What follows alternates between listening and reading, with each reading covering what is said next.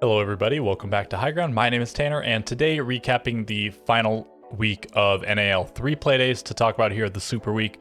Only 12 games, only 12, that's still quite a lot, but not 5 games per day, only 4 games per day. So let's get into them, starting with Los versus M80, and at the end we'll look at the overall stats and the standings, and then maybe talk about the upcoming playoffs in LCQ just a little bit. Anyways, kicking it off with M80 versus Los. Another close one for Los, but another one that's close, yet no points for them. They've lost a lot of games, and if they just won a few more rounds in pretty much any of the games, they would have at least pushed overtime, if not just won the game. So they're at least competitive, but still not enough so to get a significant number of wins on the board. M80 cutting it close. They had to make the comeback here. They were down 4-5, and then they won 3 rounds in a row to close it out in regulation, getting the full 3 points. Legacy and Burst are the 2 standouts on Los, and a great game from Citizen and Kino and Spoit and Cameraman, everyone except for Noodle, notably doing really poorly. He's had several really bad games, but he's also had some really important moments throughout the stage for M80 to help make up for those. Moving on to the second game, we have Dark Zero versus Oxygen, and Oxygen have finally faltered. Dark Zero, they really needed this win to bounce back. They were having a pretty dreadful stage. Oxygen having an immaculate stage up to this point. They hadn't dropped a single point, and they could only muster a single round in this game. Consulate, maybe not the play for them. They were a couple map picks, and one of them still upcoming, that Dark Zero sort of pulled out on teams, and it worked out really, really well. It was a 6-0 half, and then Oxygen managed to get 1 round once they switched to the defense, and then Dark Zero closed it out with only the single round drop. So still not yet a 7-0. Spoilers, there is one upcoming, but we'll get to it. Bolo making up for his 0-8 performance with a 12-0 in this game. I believe this is the only game of the stage where a player didn't have a single death, and NJR and Pamzu backing him up quite well, and of course nobody getting anything going on Auction, everyone ranging from only 2 to 4 kills. And then game number 3, we have Luminosity versus Wildcard, and this one certainly could have gone either way. I think maybe even Wildcard were the favorites coming into it. I think Luminosity, they had some decent showings coming up into this, and Wildcard did as well. Wildcard got off to a pretty poor start. Luminosity has been sort of up and down all stage, and in fact by the end of it, they only win in regulation or lose in regulation. So it's either they won relatively dominantly or they lost relatively dominantly, and maybe even some. I guess no, I don't think there were any that were like super dominant wins or losses. Maybe 1 or 2 that I'm not remembering off the top of my head. Anyways, they do take it down on Oregon. We see a lot of Oregon, and we see a ton of Clubhouse, and I think Luminosity and Los were probably the 2 biggest culprits of going there almost exclusively, with only a couple plays for each team on different maps. And Wi-Fi Masterclass, he goes plus 12 just like Bolo did, but he goes 17-5 rather than 12-0. And Eddie doing pretty well as well. Kixrow, a little bit of a bad game, but when Wi-Fi is getting just about every single kill, what are you gonna do? Rampy and Spiker at least go even. Kansan and Vertical not super well, and Bosco finally a dreadful game from him. At least he's had a good stage up at this point, but yeah, pretty awful game. You can't say maybe if he played a little bit better they would have got it across the line. It's not like this was a 5-7 loss, but maybe if a few players sorted up, maybe they got a few more rounds, but again, it wasn't a very close game, and some super dominant performances from Luminosity. Didn't seem like there was anything Wildcard could do. This is like their 3rd Oregon game in a row, and I guess they shouldn't have tried to tussle with Luminosity, even if it worked out for them against other teams. Moving on to the final game of this first play that we're talking about. So we have Beast Coast versus Space Station, and Beast Coast, they're on quite a streak, and Space Station, I think they were already on a losing streak coming in this. The games are getting a little bit jumbled because we've seen so many in quick succession, and Space Station do put up a pretty good fight. They get 5 rounds, and in fact, this game pretty closely mirrors the first game that we looked at, Los versus M80, where in this case, Space Station was up 5-4, and then Beast Coast closes it out with 3 in a row. And we see a fairly attacker-sided Cafe here. Cafe, not a ton of plays. We'll see the map stats at the very end, but I guess 7 of the 12 rounds played. So, just if one more defense had been won, then it would have been 50-50, but no, instead 7 out of the 12 going to the attackers, and that really helped Beast Coast. I think probably the key factor, like the linchpin, was the Monty play from Hot and Cold. I think the first round, maybe it didn't look spectacular, it didn't get a lot done, but he kept playing it, kept bringing it. SSG just didn't seem like they had a good answer for it, and it won Beast Coast a lot of rounds. Maybe not single-handedly, but it was certainly a big factor. Gunner and Diffuser and Spirits all fragging out pretty well, and Hot and Cold, he was doing good early on in the game. he might have even been like 6-2, or he was like pretty positive, and then he stopped getting kills because he switched on to the Montaigne, understandably. Fultz having a good game, but nobody else on Space Station really showing it. I guess Shane, I know, was fine, but the rest of them going pretty heavily negative. A rare bad game from Ashen. He's had pretty spectacular performances throughout the stage, but not here. We saw a really good game from him on this map against Dark Zero, but he doesn't show up this time around on Cafe against Beast Coast.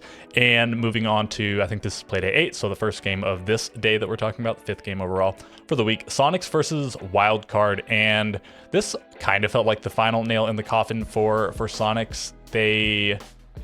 I think at the end of this Playday, they were eliminated. Again, things are getting a little bit hazy in my mind, because I think because they didn't win this and because of the results of the other games, they were out of range of passing enough teams to make it out of the top 6, and they only have one game left to play, and that ended up being for just about stone cold nothing. So we'll get to that when we get to it. Wildcard do take down Sonics. Their playoff hopes are very much alive. They need to perform in their final game, which is sort of a tough matchup.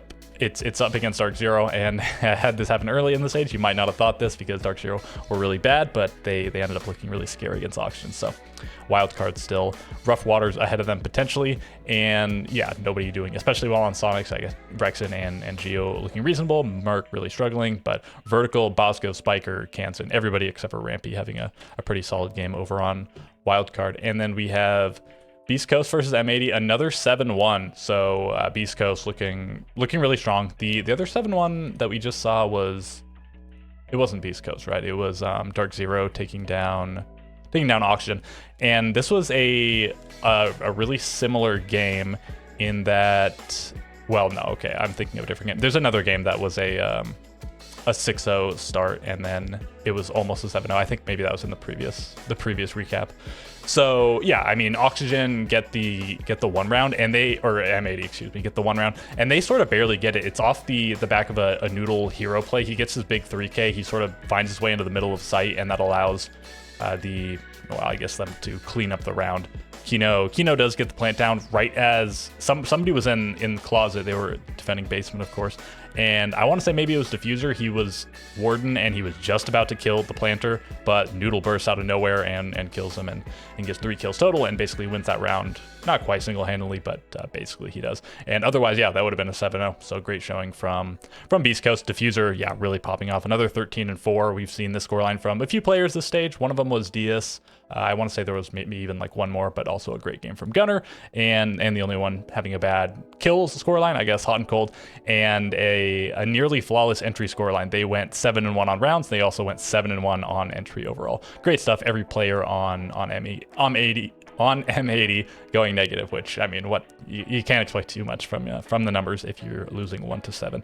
So extremely dominant showing. Doesn't get much more dominant. I guess we have one more dominant game, I think, to look at than this. Los versus Luminosity. This was seemingly like the bottom of the barrel kind of matchup coming into the stage, and coming into this matchup, Luminosity were reasonably high on the board. They were somewhere around the middle, like 4th or 5th. Maybe they were even 3rd at this point. They were somewhere around there. Los were at the bottom. Los were like 1-5. Luminosity were 3-3. So I guess in that sense, Luminosity were sort of the favorites in this game, having not just 1 but 2 more wins on the board compared to Los. And Los were getting extremely close though, so I didn't fault anybody. I think I even predicted Los, which ended up not working out for me. But Los were extremely close against a lot of the, I guess against pretty much every team. They were pretty close. I think maybe their least close game was against like Oxygen up to this point, and then I guess this sort of took the cake for less close. They only got 3 rounds. So Luminosity making them look not so hot. It was on Consulate. I think it's the very last round. It came down to a 2v1. I don't remember who it was. It was 2 players on the side of Los. I don't remember who was on Luminosity, but I think it was Legacy and Sexy Cake. Sexy Cake was on the Clash. They were in a post plant. They were on defense. He could have gone for the the disable, and then Legacy somehow kills him with a C4. There's only one enemy. Your teammate's a Clash. I don't know how that happens. I was baffled. We don't actually like see it on screen. We just see it pop up in the kill feed, and the kill feed actually like glitched out. It's been happening a bunch of the stage where kill will pop up for just a split second, and then it'll disappear from the feed. So it was especially hard to catch, but A really tough one. And another console game. We didn't see a ton of console at this stage, so it was nice to see at least there. Sexy Cake having a good game. Unfortunate to get team killed in that last round. Maybe they would have run it up. And it was I think it was a 5-1 half. Yeah, 5 rounds in a row for Luminosity. Finally, Los gets 1 attack, and then Luminosity makes it 6-1. Los started to go on a little bit of a streak, but though ended early. Who knows if the clutch would have come out anyways. And I guess it's not actually attributed as a clutch, which is interesting. Maybe was one of the players downed or something? I think maybe the other Luminosity player was down, so it was not a real 1vx, but an effective one. Maybe that's what happened. Anyways, we'll move on. I guess I'm getting lost in the weeds here a little bit. Oxygen versus Space Station, another 7-3 game, and Oxygen, I think how did people predict actually? 100% of the voters on here went Oxygen. I think certainly cracks in the armor were starting to show. I might have even gone with Oxygen on this one, how they not got mollywopped by Dark Zero in that previous game. But Space Station, you know, they were looking decent. Oxygen, not so decent in their most recent showing, and Space Station needed this a lot more than Oxygen. Oxygen already locked into top 6. They were still looking for a top 2 finish at this point, but Space Station, they needed this win to make it into playoffs, and they get it done. They looked really good. This is the Space Station I wanted to see all stage. Forest still not quite meeting the mark in terms of kills, but Volts, Ash, and Jane, I know, all with stellar enough performances to get them across the line. I really want to see more out of Iconic and Forest come playoff time if SSG is going to be, a formidable team. And yeah, just nobody really showing up on the side of Oxygen. And then we have Dark Zero versus Wildcard, another 7-1 game, and this is actually the first game of the final day. So this game determined who the final people in the top 6 were. So it was down to Dark Zero, Wildcard, and Space Station. 2 of them would take the last 3 spots. If Dark Zero wins in regulation I think if Dark Zero won at all, they take it. They take one of the spots. If Wildcard wins, they took one of the spots. And the other spot always goes to Space Station unless Dark Zero won exactly 7-5. Then it would be Dark Zero and Wildcard by the way of round differentials and other tiebreak factors. So Space Station did have a lot riding on this. It was a pretty small chance, of course. Only one of the many possible scorelines would have led to them missing out on a spot, but entirely possible. Wildcard don't even get close, so they get completely slammed. I guess don't bet against Canadian and Dark Zero when their backs are against the wall, at least in North America, because they generally make their way to into playoffs and probably to the major. We'll have to see. It does seem like they really bounced back after a dreadful stage. Then they did so with just enough time left on the clock. Had they struggled any harder, I guess they wouldn't have made it across the line. We see Nighthaven Labs, peculiar pick. I guess Wildcard really thought they had the sauce ready for Dark Zero, but Dark Zero, really formidable on this map. So maybe a questionable choice, but they must have had they thought they had a read on Dark Zero, or they thought they had a really strong Nighthaven Labs. Whatever the case, didn't work out for them. They got absolutely smashed. And Nave going 10-2, and Canadian, rarely such an excellent game we see out of him these days, but he shows up again when needed to show up. 10-3 on KD, 3-1 on entry, and just everybody getting pretty obliterated. 0-8 from Kanjan is brutal. He was one of the absolute top players this stage, not just for Wildcard, for the entire league, and to go out like this is pretty tough. They do have a chance through the LCQ, but it's not looking great for Wildcard at this point, when it looked like they, maybe not super comfortably, but it looked like they were probably on their way to playoffs at certain points in this stage. And then we have M80 versus Oxygen.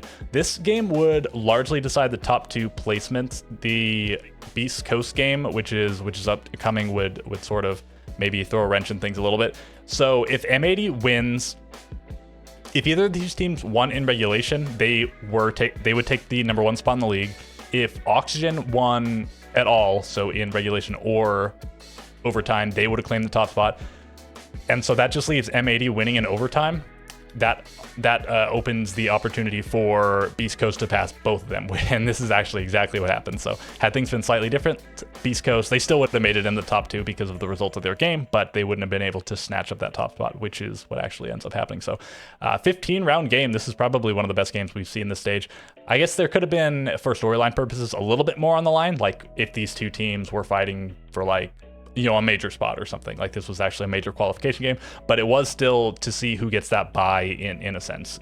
both of these teams after this game were in the top 2 spots, but they were just sort of, I guess M80 was clutching their prayer beads that Beast Coast wouldn't pass them, because Oxygen also could get past, but because they end the game above M80, they couldn't get knocked out of the top 2, which is the really significant place to be as far as playoff implications. It played on Clubhouse, which we've seen a lot this stage. This was the most played map. M80 certainly played it. Not 100% sure off the top of my head if Oxygen had played it. I feel like they had, right?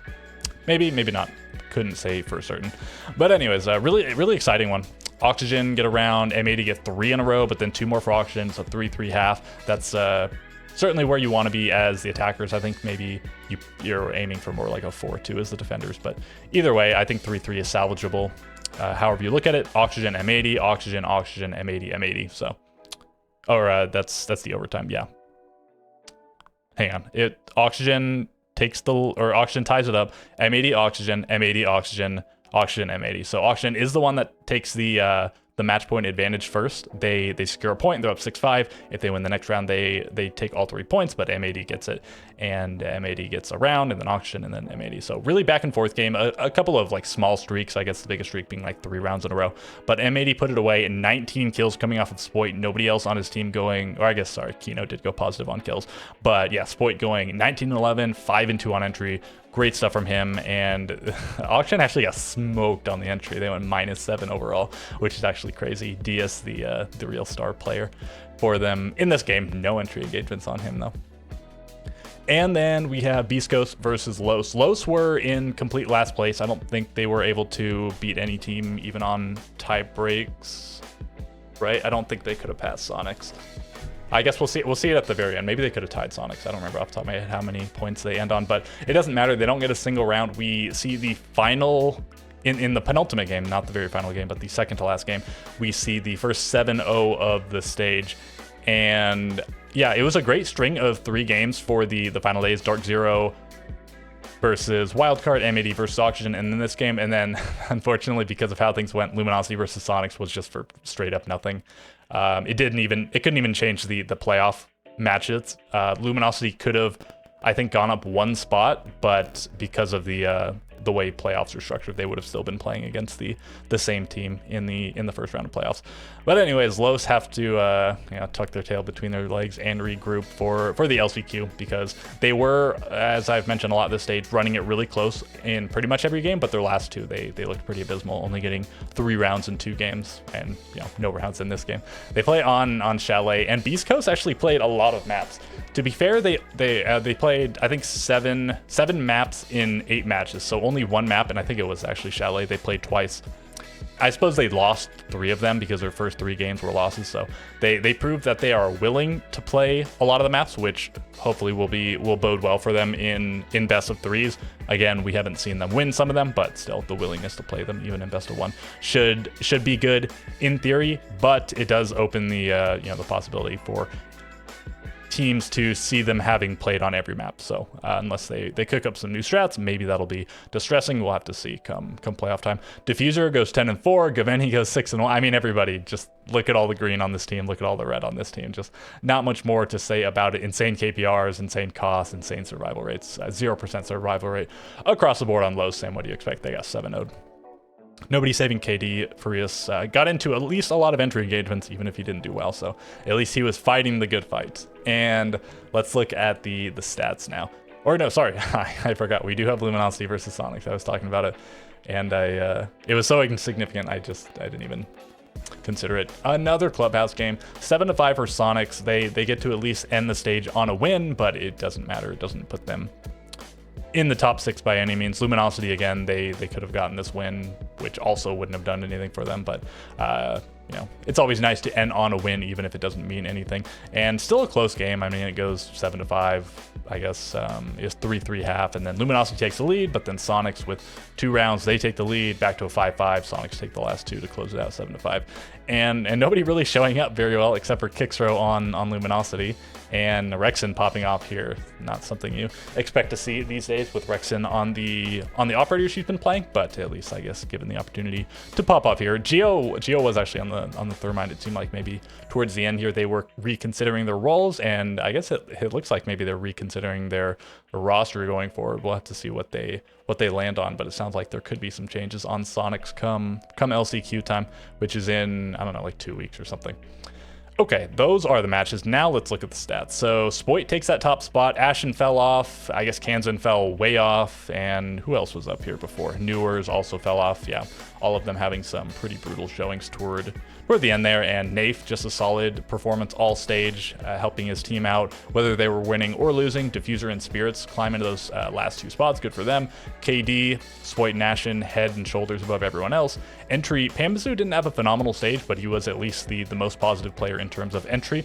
Spiker somehow +7 as well, not an entry player, but ending up here. Same thing with Geo, not really meant to be getting a ton of not as many entry engagements at least. Maybe he plays a few aggressive roles on defense here and there, but +6 also looks peculiar on him. Nafe and Spirits taking the top 2 in terms of cost. Diffuser, Gaveni, and Gunner, 3 Beast Coast players. They had a ton of clutches, and Wi-Fi and Legacy up here as well. Legacy might have had some super troll moments, but he had a few super clutch moments as well. Dream, the plantingest player in the league, followed by Kino, Bosco, Eddie, Rexen.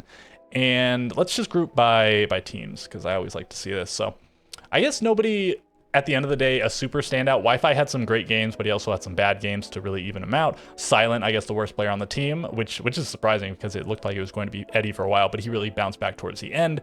And everybody looked pretty reasonable on Luminosity. I do like to see stats like this where nobody is dreadful and nobody is spectacular. Sort of indicates maybe that they're not reliant on hero plays, even though if you do go back and look at some of their games, in the actual games, they sort of were, even if it looks like they weren't on average, right? Moving on to Sonics, everybody in a pretty reasonable range. Actually, a lot more tightly clustered than Luminosity even, but I guess Sonics were worse overall. This is actually interesting to see. They didn't have that bad of stats for, I guess, how poorly they performed. They had a few solid games. I guess they won that game closely, but the stats didn't look that close against like Luminosity. They had a really dominant win early on in the stage against Dark Zero. Maybe they had a few stat patty games that led to these results. On Beast Coast, yeah, Diffuser takes the top spot away from Spirits. He had a great last few games, and Diffuser, Spirits, Gaveni all looking great. Gunner and Hot and Cold, reasonable, and I think they certainly played their parts on the team. On Los, nobody absolutely dreadful. Rise and Furious, the 2. Bad standouts in a bad way, but nobody like popping off or anything trying to carry the team. Then on M80, yeah, we do sort of have one player trying to carry the team, but he did it pretty successfully. They end up in 3rd place. Pretty heartbreaking for them, actually. They won the most games, but they didn't end up in the top spot. Bodega had a lot to say about it. You can let me know below if you have any opinions on that matter. But yeah, Kino really showing up. Citizen had some not so great games, but on average he was solid. And then Cameraman and Noodle, not as good, but Spoit was there when they needed him most. Newers really fell off towards the end. Diaz and Gomez, the 2 new additions on the roster, looking pretty solid. Yaga and Dream, maybe I'd like to see them pick it up a little bit coming into playoffs. Nafe, again, very solid the entire stage. NJR was terrible at the beginning, but he climbed his way back up. Still, I think easily one of the best players, even if he had a few bad best of ones. And Bolo, he goes +8 overall. So things balanced out for him. He had that -8 game, going 0-8. He had that 12-0 game. So not spectacular on the entry, but he was at least reasonable in the kills. And then Pambazu, I guess not terrible in the kills, only -1, but yeah, really good on the entry at the very least. Canadian getting into a lot of entry engagements, and his stats don't end up that bad. By way of that really good game he had at the end, going 10-3. That really helped him out. Kanzan came back down to the earth quite a bit, but still the best player on Wildcard by a significant margin. And then Ashen, sort of similar. J90 was backing him up pretty well. Fultz came into his own at the end of the stage there. And again, I think Iconic and Forest, were they the 2 lowest rated players at the very end? I think they were, which is actually kind of impressive. That I don't know how many times we've seen this in the past where 0.8 was the lowest rating. I feel like generally we've seen a lot worse performances from the lowest rated player in the league. Correct me if I'm wrong, but and maybe I think also CGG might have slightly tweaked their formula at some point. Maybe that contributed to it. But anyways, a couple of SSG players at the bottom, and then a few Los, and so on and so forth. And a quick look at the map stats here. Clubhouse, that most played map with Oregon on its tail, 2 plays behind it. Chalet, 2 plays behind that, and then 4 plays or fewer for all the other maps. We have 2 50-50 maps in Clubhouse, and Border only played the one time. Nighthaven Labs and Skyscraper, extremely defender-sided, but it's only 2 plays apiece, so who knows if that trend would have continued at least this harshly. Probably they would have stayed defender-sided, but maybe they would have gone at least closer to even. Cafe and Bank, the only 2 attacker-sided maps, and then Consulate, Oregon, and Chalet, slightly defender-sided. So again, all the really ridiculous-looking stuff, most notably Skyscraper and Nighthaven, are the ones that are down here. Again, not played that much. All of the maps that have been played more than 3 times are anywhere from 44% for the attackers, or for the defenders rather, to 62% for the defenders, which isn't ridiculous, of course. Maybe the meta is still slightly defender-sided, but attackers are getting a reasonable amount of wins. Yeah, because Beast Coast, or because the Oxygen M80 game ended up the way that it did, Beast Coast was able to slide into first. Incredible round differential going plus 17. Oxygen 5 wins, Beast Coast 5 wins, but M80 6 wins. They end up below 2 teams, which is unfortunate for them. I mean, I guess should have won your game in regulation. The point system in Siege, in the best of ones in the round robin, it's not great. 2 points for an overtime win versus 1 point for an overtime loss. I feel like maybe they should change it to have, if they don't do something drastic, I think maybe the 2 closest solutions on hand would be winner gets 4 points for a regulation win, and then they get 3 points for an overtime win, and loser gets 0 points for a regulation loss, 1 point for an overtime. So nothing changes for the losers, but 1 additional point for the winners. So there's a bigger disparity between winning in overtime, losing in overtime. That, or just implement unlimited overtime. Ubisoft, Blast, whoever it is, they're really shy to do it because potentially they could have a game scheduled to take like max 1 hour, but maybe it takes an hour and 15 minutes because it goes 20 to 18 because max overtime. But I think people want to see it from a spectator point of view, and it's much better from a competitive point of view. Losing 7 to 8 is so brutal. Like some maps are extremely defender sided, and sometimes you just have to grin and bear it. It is what it is. But I think those are probably the 2 best solutions. I think we probably won't change anything, and people like Bodega will continue to complain. Again, it is in a sense, it is what it is. His complaints, I don't think, are completely unfounded, but I mean, what are you going to do? They're not going to change anything, are they? Dark Zero goes 4-4, and we actually see the same from Luminosity and Space Agent and Wildcard, but the points are slightly different. And yeah, Luminosity, had they won that last game, they could have passed Dark Zero, but they would not have passed M80, so they would have switched places. But it is the 4th and 5th place teams that play each other in the playoffs. The 3rd and 6th place teams play each other, and the 1st and 2nd, they await some of those teams. So we have, Los only winning the 1 game. Sonics, they couldn't pass Wildcard by any means. I guess they did end up winning, but even if they had like a better round differential, they didn't catch them on points. So those are the standings at the end of things. And here is the playoff bracket. So we have M80 versus Space Station. Winner plays Oxygen. The winner of this goes to the major. This doesn't determine who goes to the major. This is just for seeding and for SI points and for money, and actually a lot of money. The winner of that matchup gets $62,000 as opposed to $30,000, and 5 more SI points. It's not a whole lot, but $32,000 is a significant amount of money. I guess it is split among the team, but still several $1,000s for each player. It's not something you're gonna shy away from. So yeah, I mean, as far as predictions, I think it's tough. Luminosity feel like the underdog in this bracket. I guess they were one of the lowest teams, and then certainly one of the least experienced teams. Beast Coast is pretty much a brand new team, but still a fair amount of experience on the roster. And I think by far the most impressive team. Not only did they get first place, not only did they get this round differential, but once they won a game, they didn't lose another game. They lost 3 and then they won 5 in a row. So great stuff from them. And the first 2 were kind of bad losses.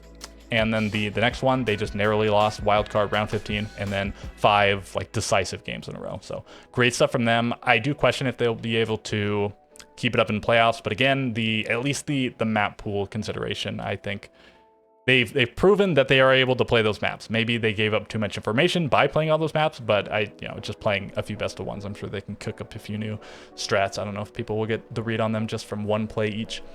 But yeah, so I feel like Dark Zero, even if they had a bad stage They're probably the favorite team over Luminosity. M80 versus Space Station. Obviously, M80 was much better at this stage than Space Station, but Space Station did feel like they were coming back at the end there. They do have potential. In the original matchup, this was a victory for M80. This was a close one, a 7-5. And who won Dark Zero versus Lumin? Yeah, I think it was 7-2 for Dark Zero. They did win this. And then if we assume Dark Zero comes back, Beast Coast smashed Dark Zero first time around, but Dark Zero powered up. Assume, I mean, M80 wins, then that was the round 15 game that we talked about before. So, I mean, it's impossible to say. I'm not going to even make predictions at this moment in time. We'll just have to see. I will certainly be rooting for certain teams. I am especially happy to see Space Station and Beast Coast on opposite sides of the bracket. And these games are, I think they're Friday, Saturday, Sunday, right? The upcoming ones. If those aren't the dates, I will correct it. Let me actually look at the calendar really quick. Yeah, that'd be the 12th, 13th, 14th. I'm pretty positive that's when it is. And then I think like the next week is the LCQ, and let me see the LCQ really quick. I know this video is long, but we had a lot to talk about. LCQ, let's see how things are looking. Several of those teams that don't win enough games will be seeded into here. So yeah, we have Sonics and Wildcard awaiting some other teams. Los have to fight their way through part of the open qualifiers. So yeah, the only teams we do have fully confirmed are Sonics and Wildcard at the moment, to be joined by 6 other teams to play through the quarterfinals. And yeah, I thought I saw on like Sprabunny's calendar on Twitter that these dates were confirmed, but apparently they're not on Liquipedia. So anyways, 30-minute video. Let me know if you enjoyed it. Let me know which matches you enjoyed, and let me know which matches you are most looking forward to upcoming. And I will catch you guys next time.